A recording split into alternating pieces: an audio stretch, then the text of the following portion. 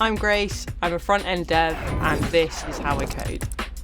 Nowadays I code at a desk and work with my team, but when I was learning, I used to work in retail, so I'd handwrite code on the back of till receipts. I'd actually try and write out a whole website. If I had to wear aprons, I used to put it in my apron pocket, so I'd walk around with a bulging pocket of receipts.